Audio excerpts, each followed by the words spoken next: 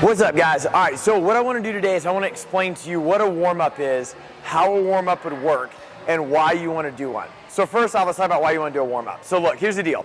I don't care what training program you do. Methodology is not mattering at this point. We're saying, why would I want to warm up for any exercise, period, right? Think of it this way. You do something, you go to the gym, you work out, you do a physical task, right? Because you're trying to get your goal. And you're under the assumption, rightly so, that the better this work is, the better you can work here, the faster you will achieve that goal. You're trying to close the gap, right? You're trying to get there faster. You're trying to basically excel time. Great, I totally agree with you on that. But that's where a warm-up comes into play. So here's what happens. If you don't warm up, typically your workouts suffer by about 20% or greater, meaning you need work to get your result, right? If you don't warm up, then the amount of work that you can give, which gets you the result, will be about 20% worse, maybe even 25% worse.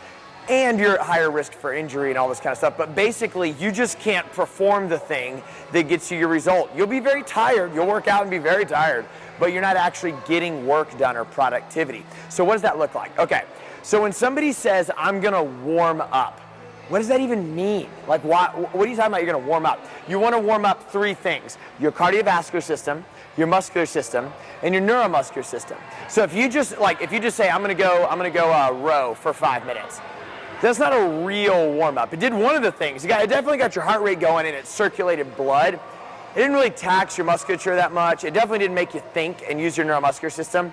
So think of how are we going to do things that attack all three of these? How are we going to do something that warms up our cardiovascular system, body weight, a monostructural activity like a run or a row or a bike or a ski or something like that?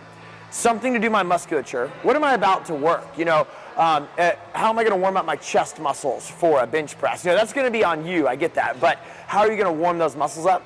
And then something to warm up the neuromuscular system, like a jump rope or thinking or agility ladders or changing directions or jumping on a box. Something that gets your brain communicating with the muscles that you're trying to fire. So it's a three-step warm-up, right? All warm-ups should flow like this. They go blood flow. That's the first thing you should be doing, entering the gym and getting your body to move blood throughout everything you're trying to work. Don't stretch without blood flow, nothing. Start circulating some blood flow. Number two is a general preparation. So after you bike for 5 minutes, row for 5 minutes, maybe you do one round of Tabata, you do something to circulate blood. Then you go into some general warm-ups. General means you don't even really have to know what you're doing. You just kind of have an idea of what you're working. And you say, okay, we're doing thrusters today, we're doing squats today, whatever. Generally speaking, you should probably do some lunges, touch your toes. You're starting to move those areas a little bit and you're starting to prepare them. But then there becomes specific.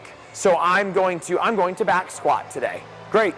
So this is you actually moving the muscles that you're going to work in the back squat, all right? Then you have movement. That's you actually doing 50% of your max back squat, working up to the heavy number, whatever. What we do at Strong Side is we'll always do warm-ups that involve these three things. This whole thing, by the way, is done in 6 to 8 minutes. 8 to 12 minutes on the long end. You can get here before class and do all this stuff. We make you a pre-warm-up to do every day. But what you should be doing is a warm-up that encompasses this, and then something that it flows through here. What typically happens? What typically happens is we just come in and do the movement. We just come in, we're cold, we've been driving all day, whatever. Oh, we're back squatting today. Let me just grab a bar. Let me just start back squatting without doing any of this beforehand. Maybe you get hurt, maybe you don't. I don't really know. But what happens for sure? Your performance, the work you can give, goes down about 20% or even greater, which means it's going to take you that much longer to get to your goal. You're trying to close the gap between where you're at and your goal or your potential as fast as possible, and you do it through a warm-up. Warm up, love it, follow these patterns, give your workout 20% more.